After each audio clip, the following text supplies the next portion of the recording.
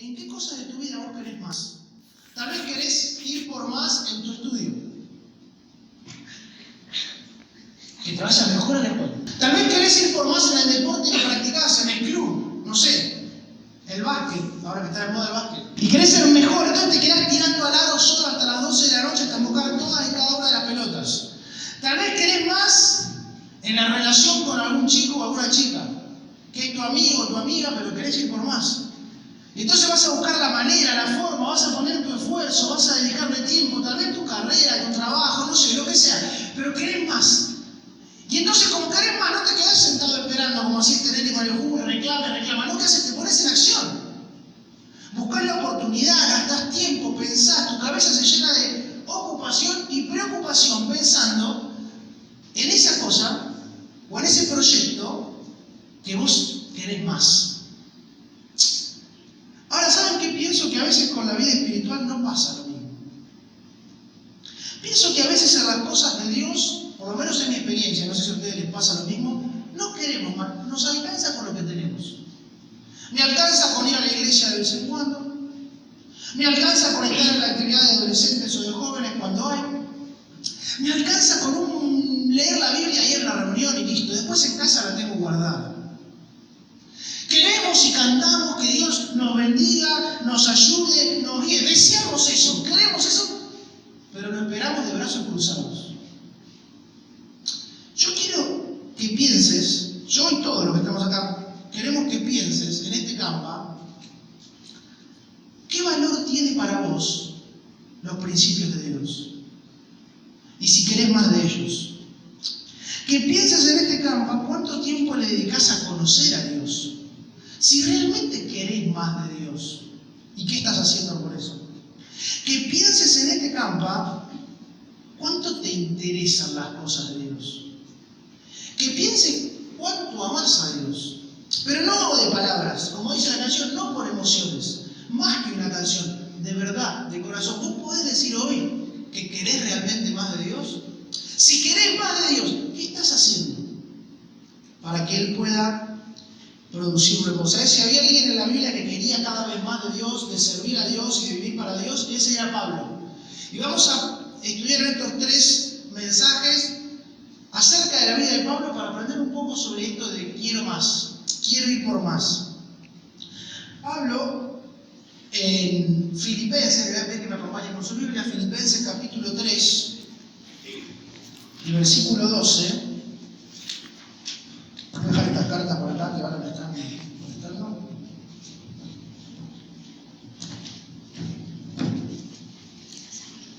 Dice así, no que lo haya alcanzado ya, ni que ya sea perfecto, sino que prosigo por ver si logro asir aquello para lo cual fui también asido por Cristo.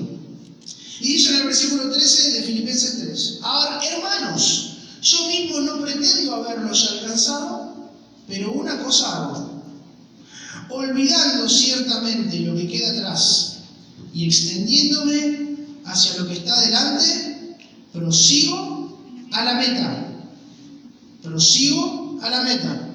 Al premio del supremo llamamiento de Dios en Cristo Jesús. 2 veces en estos versículos que leímos aparece la palabra prosigo. Pablo dice, yo no pretendo ya haberlo alcanzado.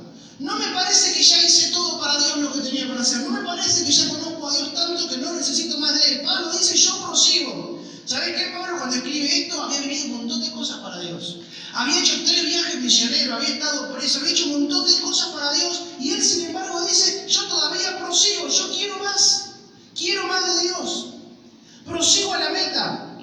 Y de este versículo que acabamos de leer, vamos a sacar todas las reflexiones que vamos a compartir juntos. Pablo nos presenta la vida cristiana del quiero más como una carrera. Y él va a marcar un inicio. Así dice, no que lo haya alcanzado, ni que ya sea perfecto. Él va a marcar también que es necesario resignar algunas cosas, olvidando ciertamente lo que queda atrás. Él va a marcar también que esta carrera es un proceso, extendiéndome a lo que está delante. Y va a decir que al final de la carrera hay una meta que es el premio del supremo llamamiento de Dios en Cristo Jesús. Estas 4 cosas, las 3 primeras principalmente, vamos a estudiar juntos en este campo. Y en primer lugar entonces tenemos el inicio. Pero antes de empezar, yo quiero dejarles un desafío para mañana. No sé si será posible hacerlo, pero para mañana sería bueno que se memoricen el versículo 13. Tal vez no tenga mucho tiempo, pero por ahí antes de irse a dormir, pueden memorizarse el versículo 13. No es que se lo voy a tomar, pero sí. No es que por ahí pasen un poco de vergüenza, pero sí. Así que no vamos a hacer nada mal. Pero sí les sugiero, los desafíos que se memoricen el versículo 13. Hermanos, yo mismo no pretendo haberlo ya alcanzado, pero algunas cosas hago. Olvidando ciertamente lo que queda atrás y extendiéndome a lo que está delante. En primer lugar, entonces, el inicio de la carrera, dice Pablo, por ver si logro así aquello para lo cual fui también asido por Cristo. Pablo destaca dos cosas principales en este versículo que quiero compartir con vos. La primera, que él había sido tomado por Cristo. Pablo, a ver si funciona esto. Si no lo prendo. Soy mago, chicos. Soy mago, se confirmó. Pablo había sido tomado por Cristo. Es interesante que, como les decía, Pablo vivió un montón de situaciones y por predicar a Cristo quedó preso. Quedó preso mucho tiempo. Estaba ahí y como no lo podían condenar porque no había hecho nada malo según la ley romana, estaba esperando que lo enjuiciaran. Y en una oportunidad tuvo una posibilidad de defenderse frente a un rey muy importante de aquel tiempo. Y en esa defensa, ¿saben qué hizo él? En vez de dar sus argumentos y todo, explicó su testimonio, contó su testimonio. Así que yo los invito a profundizar un poquito más en esto leyendo Hechos 26. Vamos a ir ahí a Hechos 26. Hechos es un libro que nos cuenta los primeros pasos del Evangelio, del cristianismo, pero fundamentalmente mucho acerca de lo que Pablo hizo, acerca del testimonio de Pablo, esta persona que siempre proseguía, que siempre quería más. Y dice Hechos 26:9, presta atención porque esta es la palabra de Dios. Yo ciertamente había creído mi deber hacer muchas cosas contra el nombre de Jesús de Nazaret. Eso dice Pablo, se está defendiendo y dice, mira, rey, yo creía que estaba bien y que era mi deber hacer cosas contra Jesús. Lo cual también hice en Jerusalén. Y fíjense todas las cosas que había hecho Pablo. Yo encerré en cárceles a muchos de los santos, es decir, de los creyentes, de los que seguían a Jesús, habiendo recibido poderes de los principales sacerdotes, y cuando los mataron, yo di mi voto. Este era Pablo. Y muchas veces castigándolo en todas las sinagogas, los forcé a blasfemar. Y enfurecido sobremanera contra ellos, los perseguí hasta las ciudades extranjeras. Ocupado en esto iba yo a Damasco con poderes. Versículo 13, cuando a mediodía, oh rey, yendo por el camino, vi una luz del cielo que sobrepasaba el resplandor del sol. Versículo 14, y habiendo caído todos nosotros en tierra, oí una voz que me hablaba y me decía, en lengua hebrea, Saulo, Saulo, ¿por qué me persigues? Versículo 15, yo dije, ¿quién eres, Señor? Y el Señor dijo, yo soy Jesús, a quien tú persigues. Pablo, en primer lugar, había sido tomado por Cristo. Pablo iba persiguiendo a los cristianos. Pablo iba buscando ser enemigo de Cristo. Y en esa carrera se encuentra con Jesús. Dice ahí que una luz le encegueció. No vio más nada, pero escuchó una voz que le decía, Pablo, Saulo, Saulo, ¿por qué me persigues? Ese era el nombre anterior de Pablo, Saulo. Saulo, Saulo, ¿por qué me persigues? Pablo le pregunta, ¿quién eres, Señor? Y esa voz le contesta, yo soy Jesús, a quien tú persigues. Ahí estaba Jesús mismo tomando a Pablo. ¿Y sabes de qué me habla esto? De que el amor de Dios es un amor universal. De que el llamado de Dios es un llamado universal. Pablo, el peor enemigo de los cristianos, el peor enemigo de Jesús, iba camino a destruirlos, a matar a los creyentes. Un día se encuentra con Jesús y su vida cambia. El amor de Dios es tal que aún amó a Pablo. Una persona que, si la traemos en los días, jamás se le hubiese ocurrido entrar a una iglesia. Una persona a la que jamás se le hubiese ocurrido venir a un campamento como este, que era enemiga de Dios, y sin embargo Dios lo amó. Un llamado que es para todos. Para vos y para mí. Dios te ama, Dios nos ama. Él quiere tener una relación personal con nosotros.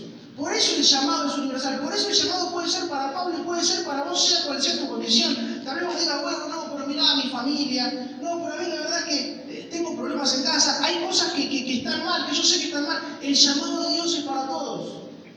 Dice Efesios capítulo 2, versículo 4, pero Dios que es rico en misericordia, por su gran amor con que nos amó, aún estando nosotros muertos en pecado, nos dio vida juntamente con Cristo. ¿Sabes? Hay un llamado que es para todos, porque hay un problema que es de todos, y es el pecado.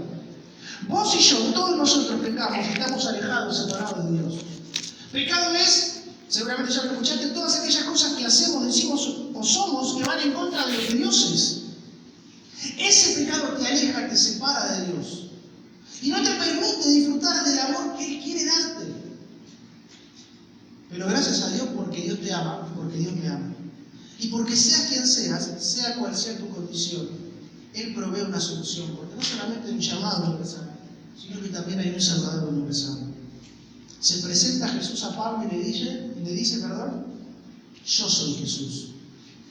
Jesús en una oportunidad, Juan capítulo 14, versículo 6, dijo, yo soy el camino, la verdad y la vida. Nadie viene al Padre sino por mí. Tal vez vos ya estás acá, hace un tiempo que venís a la iglesia, tal vez hace poquito, tal vez ya escuchaste este mensaje, pero nunca te entregaste en fe a decirle sí a Jesús. Tal vez te guste el ambiente, la pasás bien, lo disfrutás, pero nunca tuviste un encuentro personal con Jesús. Tal vez miedo, dudas, preguntas. Déjame decirte que Dios te ama así como sos, así como estás. Él no espera nada de vos. Él ya hizo todo. ¿En quién? En la persona de Jesús. En la persona de aquel que dijo, yo soy el camino. Jesús murió por vos, pagó el precio de tu pecado. Él derramó hasta la última gota de su sangre para limpiar tu pecado y para limpiar el mío. Jesús, el santo, el perfecto, sin mancha, Él no merecía morir. ¿Sabes por qué? Porque nosotros morimos por culpa de nuestro pecado. Dice la Biblia que la paga del pecado es muerte, y muerte en la Biblia es separación. Es decir, que morimos físicamente, se separa nuestro cuerpo del alma porque pecamos. Pero estamos muertos espiritualmente, es decir, separados de Dios por culpa de nuestro pecado. Ahora Jesús no fue así. El mismísimo Hijo de Dios, hecho hombre, sin pecado, santo, sin mancha, no merecía morir. Él no merecía pagar por su pecado porque no lo cometió. ¿Por qué murió? Murió por vos y murió por mí. Dice la Biblia que Él derramó hasta la última gota de sangre. Dice que una lanza fue traspasada en su costado hasta que salió agua. Dejó toda su vida ahí en la cruz. Porque como dice el hebreo, la sangre de Jesús limpia de pecado. Dios ya hizo la obra de Jesús. Y hay un llamado que es para todos, sea quien seas, venga de donde venga, que es un llamado a acercarte a Dios. ¿Cómo? De una sola manera, un único camino, a través de Jesús, que murió por vos, pero que al tercer día resucitó. Y como Él resucitó, tiene vida. Y como tiene vida, puede darte vida a vos. Y eso te ofrece vida. No dejes pasar la oportunidad de decirle sí a Jesús. Tal vez vos te preguntes, ¿y qué tengo que hacer yo? Si Jesús ya hizo todo, ¿qué me queda hacer a mí? Acompáñame a Hechos capítulo 9. Ahí se cuenta el testimonio, esto mismo que leímos recién de Pablo, pero no lo cuenta él, sino que lo cuenta el autor del libro de Hechos, o de la carta.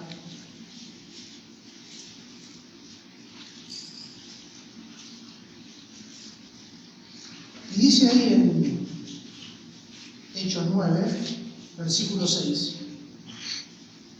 Vamos a leer el 5, un versículo que ya leímos en otra parte, pero que dice lo mismo. Jesús se le presenta a Pablo: yo soy Jesús, a quien tú persigues. Dura cosa es dar coces, patadas contra el aguijón. Y fíjense la respuesta de Pablo. Dice el versículo 6. Pablo, no dice Pablo, digo yo, él, temblando y temeroso, dijo: Señor, ¿qué quiere que yo haga? ¿Qué pide Dios de vos para tener un encuentro personal con vos? Una sola cosa, o dos cosas. Primero que reconozcas tu pecado. Dice ahí, temblando y temeroso, que te humilles. Que reconozcas que realmente haces cosas que están mal, que a Dios le desagradan. Que seguramente seas un buen chico, una buena chica, un buen hijo, una buena hija, un buen vecino, un buen estudiante, no lo sé, no lo conozco, pero que igual tenés necesidad de Dios, porque hay pecado, porque todos pecamos. Que reconozcas tu error de haber caminado hasta ahora como a vos te parecía, sin escuchar la voz de Dios. Aunque lo escuchaste, aunque tal vez cantaste canciones, aunque tal vez fuiste a un montón de reuniones, nunca decidiste tener un encuentro personal con Él. Reconocer que estabas equivocado. Humillarte, decirle, Dios, te necesito. Necesito a Jesús como tu Salvador. Es decir, en segundo lugar, poner tu fe en Él. Lo que hizo Pablo, ¿qué quiere, Señor? Poner tu fe en Él. ¿Qué te pide Dios? Sencillamente, que reconozcas tu condición y que por fe aceptes que lo que Jesús hizo en la cruz, lo hizo por vos. Qué extraordinario es pensar que un hombre como Pablo, totalmente enemigo de Dios, fue tomado por Cristo. Y si él pudo recibir del perdón de Dios, y si él pudo disfrutar del amor de Dios, seguramente que vos, si todavía no lo hiciste, lo vas a poder disfrutar. Porque hay un llamado que es para todos, porque hay un plan de salvación de parte de Dios para todos. Porque Dios sabe que si lo rechazas, hay una condenación, el infierno, un lugar apartado de Dios, de dolor, de quebranto, que dice la Biblia. Sería muy triste que pases esta etapa, te vayas y aún no hayas tenido un encuentro personal con Jesús. Y no hayan tomado la decisión de decirle sí a Jesús, pidiéndole perdón por tus pecados y aceptándole como tu único y suficiente Salvador. Pensalo. No alcanza con venir, no alcanza con estar. Es necesario que tengas un encuentro personal con Jesús. Ahora, en segundo lugar, Pablo había sido tomado por Cristo con un propósito. Sigamos leyendo ahí en Hechos capítulo 26 y vamos a ver que Pablo fue tomado por Dios, Jesús se le presenta, él es transformado por fe, pero dice en el versículo 16, Jesús continúa hablándole a Pablo y le dice, pero levántate y ponte sobre tus pies, porque para esto he aparecido a ti. Para esto he aparecido a ti. ¿Para qué? Le va a dar un propósito. Y dice allí, para ponerte por ministro y testigo de las cosas que has visto. De aquellas que me apareceré a ti, versículo 18, para que abra sus ojos, para que se conviertan de las tinieblas a la luz y de la potestad de Satanás a Dios, para que reciban por la fe, que es en mí, perdón de pecados y herencia entre los santificados. Dios provee para vos y para mí, como también para Pablo, un propósito. Él nos toma, pero nos toma con un propósito. ¿Sabes cuál es el propósito? Lo dice ahí, que seas ministro y testigo. La palabra ministro tiene que ver con alguien que es servidor, con alguien que es siervo, alguien que ayuda, eso es ministro. Y la palabra testigo en la Biblia tiene que ver con alguien que está dispuesto a decir lo que vio, lo que experimentó, independientemente de las consecuencias. ¿Saben qué es la palabra que después se usa para mártir? ¿Le suena mártir? Bueno, es la misma, en el original, es de la misma raíz. Así que ahí estamos hablando de que tenemos un propósito que Dios nos ha dado, que es el propósito de ser ministros y testigos, es decir, de ser siervos, de ser de ayuda y también de ser de testigos. ¿Testigos de qué? Testigos del milagro que Dios hizo en tu vida. Testigos del poder de Dios para perdonar tu pecado, testigos de lo que Él hizo en vos. ¿Con qué objetivo? Lo dice, para que abras sus ojos. Mira, yo no sé cuál es el propósito que vos estás persiguiendo, no sé cuál es tu objetivo, no sé cuáles son tus planes, tus proyectos, pero déjame decirte algo. Dios tiene un propósito que es espectacular para vos y para mí, para cada uno de nosotros. ¿Sabés cuál es? Que seas instrumento de Dios para abrir los ojos de los demás. ¿Pensaste alguna vez en eso? Sí, pero yo soy chico, tengo 15, 16 años, 14, 20. ¿Cómo me va a usar Dios a mí? Sí. Dios te rescató, te salvó de la muerte, no solamente para que un día puedas estar en el cielo con Él, que seguro que va a ser así, sino también porque tiene un propósito para vos en la tierra. ¿Sabés cuántos chicas y chicos de tu edad hoy pasan por el mundo sin saber para qué están? Sin tener un propósito. Se afligen, se entristecen porque no saben para qué, de qué vale la vida. Vos y yo tenemos un propósito. ¿Sabés cuál es? Ser siervos y ministros de Dios. ¿Para qué? Para que Él pueda usarnos para abrir los ojos de los demás. Hay un propósito de Dios para vos y para mí que es doble. Un propósito doble, ser ministros y ser testigos, para que abra sus ojos, para que se conviertan de las tinieblas a la luz y de la potestad de Satanás a Dios. Vos y yo podemos ser testigos. ¿Queremos ir por más? Tenemos un propósito: ser ministros, siervos y ser testigos. Y frente a este llamado, entonces, hay un propósito doble, pero también hay una actitud decidida. Porque seguimos leyendo, versículo 19 dice: por lo cual, oh rey Agripa, no fui rebelde de la visión celestial, no fui rebelde, sino que anuncié primeramente a los que están en Damasco. ¿Qué anunciaste, Pablo? Que se arrepintiesen y se convirtiesen a Dios, haciendo obras dignas de arrepentimiento. Hay una actitud de Pablo decidida, y hay una actitud de Dios, que Dios espera de nosotros, una actitud de decisión. ¿Decidido a qué? Decidido a obedecerle. Porque dice allí: no fui rebelde.